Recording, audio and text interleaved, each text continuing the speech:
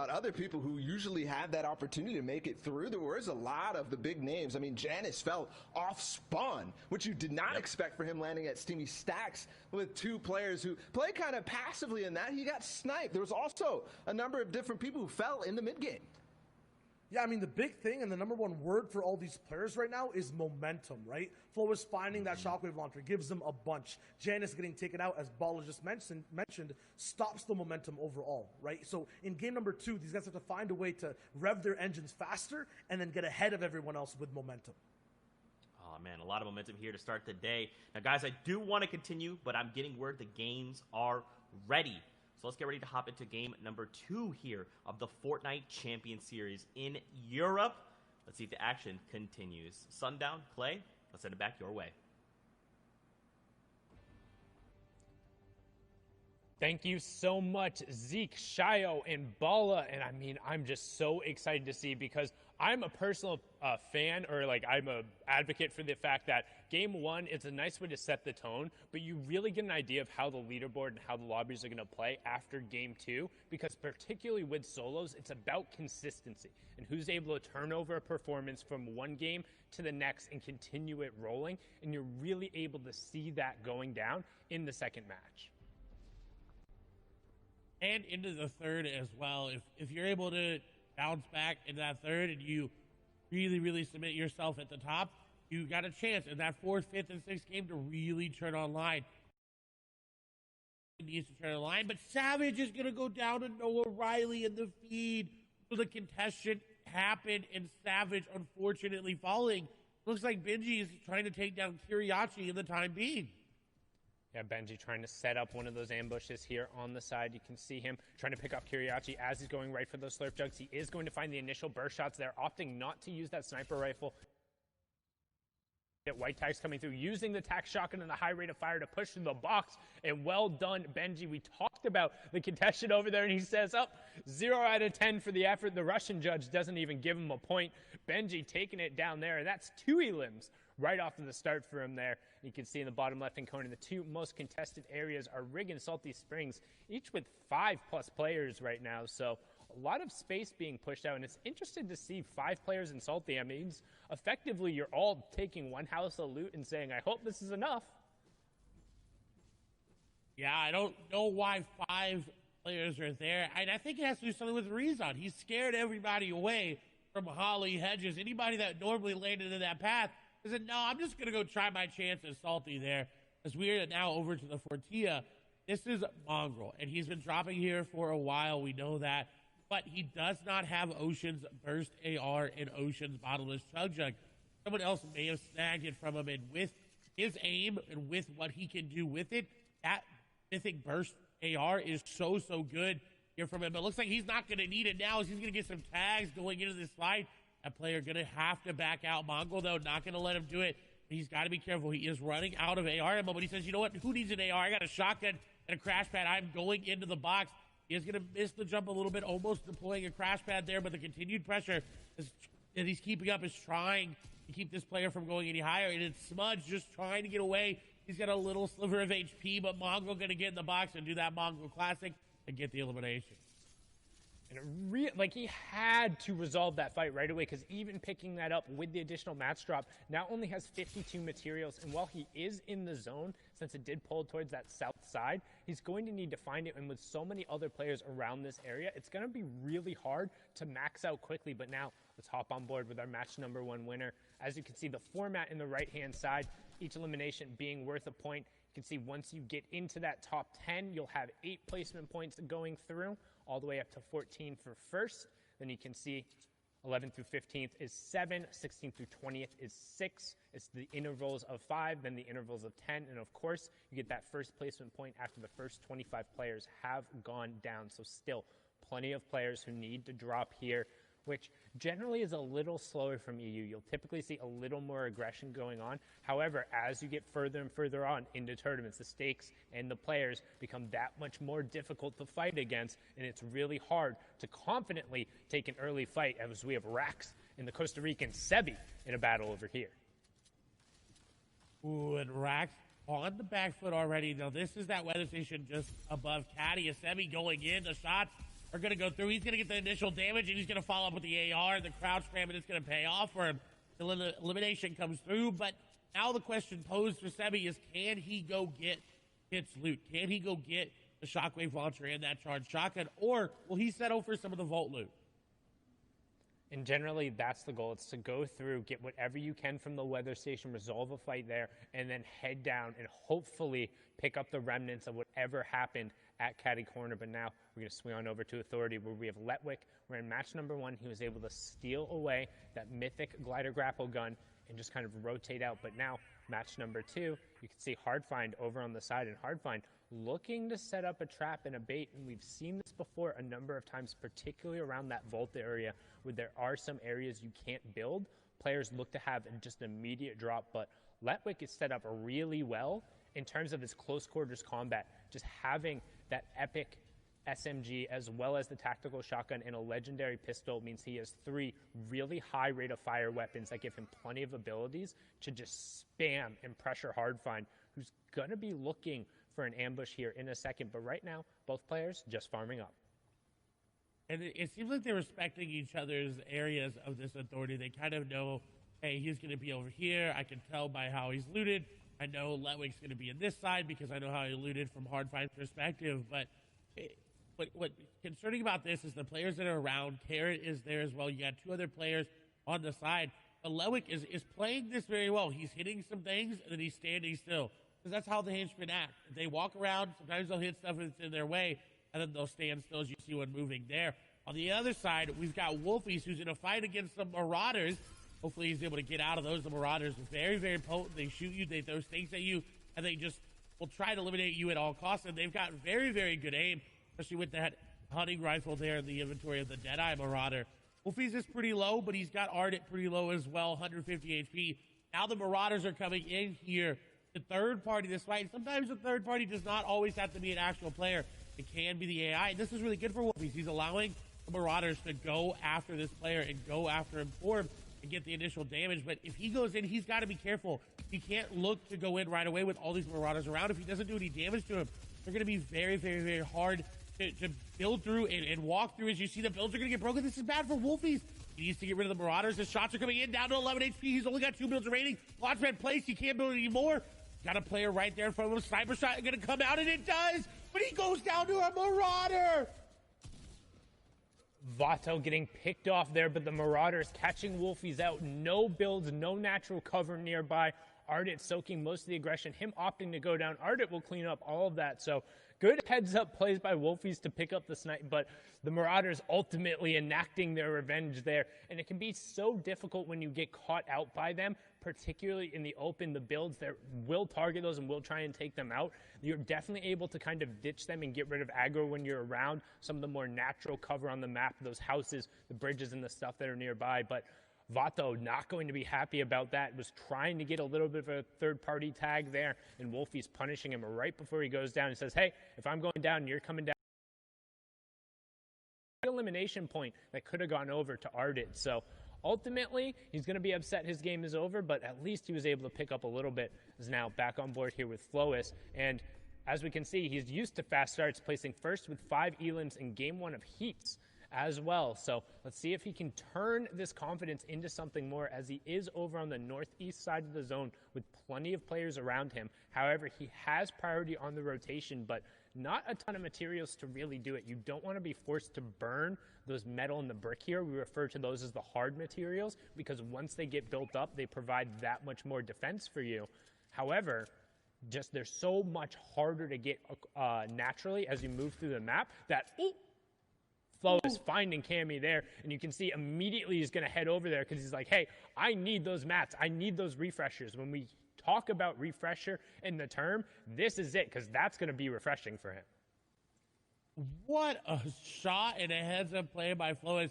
He desperately needed that, as well as his ammo was pretty low, too. At least 74 AR. That's not enough going into an in-game competitive Fortnite game. You definitely want to have a little bit more like Noah Riley here. Again, picked off Mr. Savage and now has the loot to show for it. The yacht coming in clutch with this loot. He's got this player down, though, with those tags, but the big shield going to be popped there. Now Noah has to be careful. He wants to go aggressive. His instinct is to push in with that crash pad and get the aggressive play, but that player back up to full HP. He's got to be careful. Shots go through the edit. Not going to connect on the shots there. Noah over the top. Shots come through. A 71 tag there for Noah. And now he's going in. Crash pad in. It doesn't matter, though. The crash pad is actually going to send him away. He's got to keep the pressure up to keep this player from popping any shields. And he's got the player back and forth, up and down, up and down. He's got the crash pad. He's going in. Shots are going to come through. The player puts the stare over the top of his head. And another good tag there. But Noah's not able to find him. Noah's not able to finish him off. This player continuously layer changing, going up and down in between the builds. And Hydro was just trying to run for their life. Hydro trying to put as much distance as possible, and unfortunately going to go down there. Good job for Noah Riley on the chase. We talk about how important it is to resolve fights, particularly because you don't want that opponent burning those resources, because when you do take them down, they'll drop them there, and you want to get as much as possible. You can see Noah picking up all of the minis there. He's back up to 6. Good job, still has 4 crash pads. And one thing you'll note in particular when you're looking at these mid-game fights and what you should be keeping an eye on. Anytime a player has crash pads, that will enable them to push into boxes. You've seen it in 2 different ways, both from the top down, where they throw it against one of those cones because it lets them fall in. And then a perfect example, thank you, Ross Orange, for showing it right there, winning the fight against Hardfind very closely with 6 HP. That's the horizontal crash pad, where you line yourself up on the corner of the walls, you throw it against that corner, and it'll end up landing right behind you, and it pushes you forward into the box, but it won't affect the other player. So it allows you to line up your shot ahead of time, and most times it'll also put you behind them, so they're not able to play defensively, as Orange trying to play defensively here, but Bafo just comes in and says, hey, you didn't have enough time to reset and get your shields up. I will take all that loot. Thank you very much. And that's the danger of taking the mid-game fight, is that if you take any damage, you're going to get third-party. Players are going to recognize that shield crack sound, and they're going to move in. But on the other hand, look at Lewick. He took that fight, got out, and now is on the move. But Carrot is setting up an ambush for the shots coming through. Lewick has been cracked. Look at the box separation that he just did there from Carrot.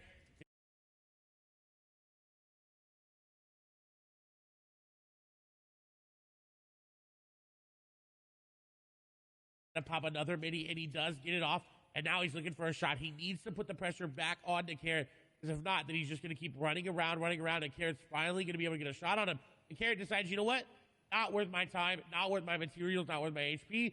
I'm going to disengage. I'm 50-50 on that. It felt like if Carrot had kind of kept pressing, he might have been able to pick up Letwick, particularly because, look at Letwick, there are only 20 total builds coming out, but that also means if you are able to take him down, you're not going to necessarily get that much back. You'd only get the 35 total, and it's really not going to be that beneficial unless you're able to rotate cleanly off of it. Both have the crash pads, but now you can see fight going on here between Diablo and NXS Z-Andy. Z-Andy on the back foot here, and Diablo trying to push forward. Somebody we've seen had the capability of playing aggressively. He is above that storm.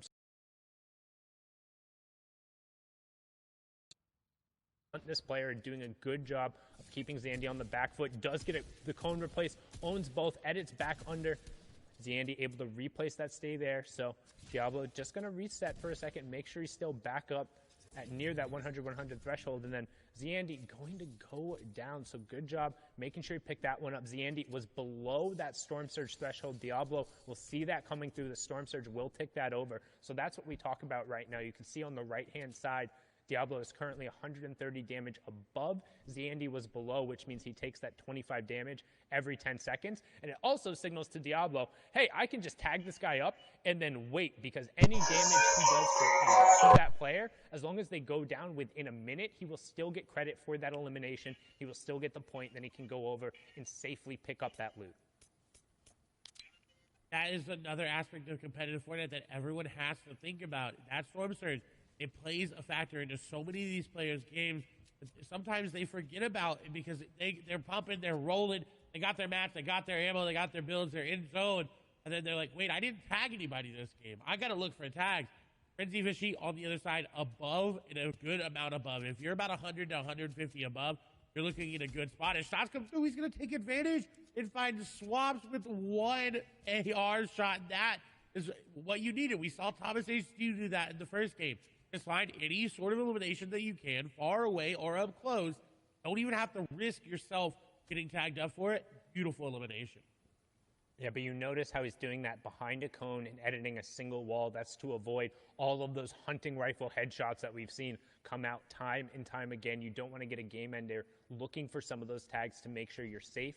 But that being said, when we talk about tags and going through, that's generally meaning you're looking for long-range shots, not with the intention of actually trying to eliminate the opponent, but just doing some damage so you're not threatened by the Storm Surge, as Flois ends Froggy and puts a prime example of why you need a cone in a window and to limit the number of angles you have, because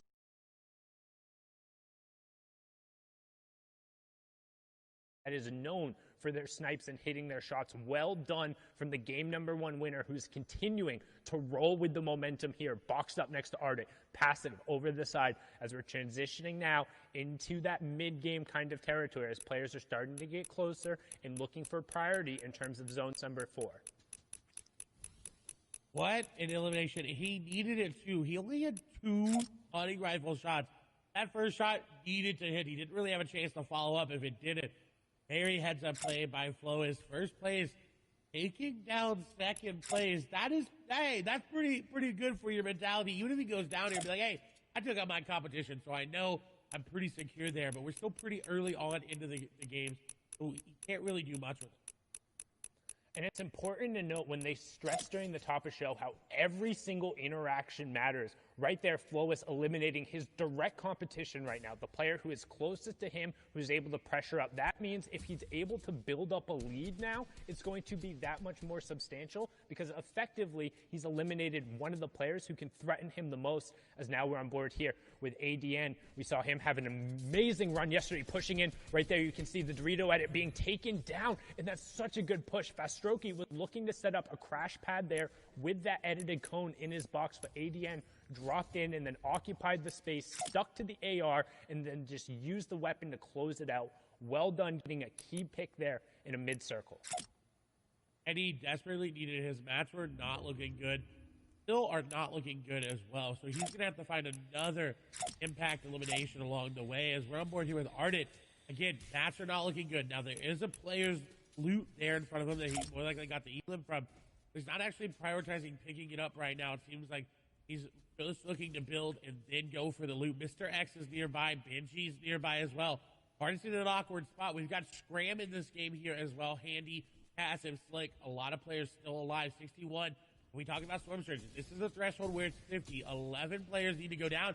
Darda makes a heads-up play to get a box, and Crash Pad's going to come through, but that's bad for him. Unless he hits the shots come through, and he does. Maestro going to go down the aggressive play, not going to be rewarded. And Ardit will be rewarded for his passiveness. Yeah, and you can see the reason why so many players are fighting right now, both that Storm Surge and trying to get priority. We talk about fourth zone. Look in the bottom right-hand corner. Everyone is looking to box up and stake their claim on as much real estate as possible for when that half-in, half-out reveals. You don't want to be sharing a spot next to somebody as you go to rotate, and they're looking to clear out the players nearby as Ardit picks up Flois there. So 1 and 2 are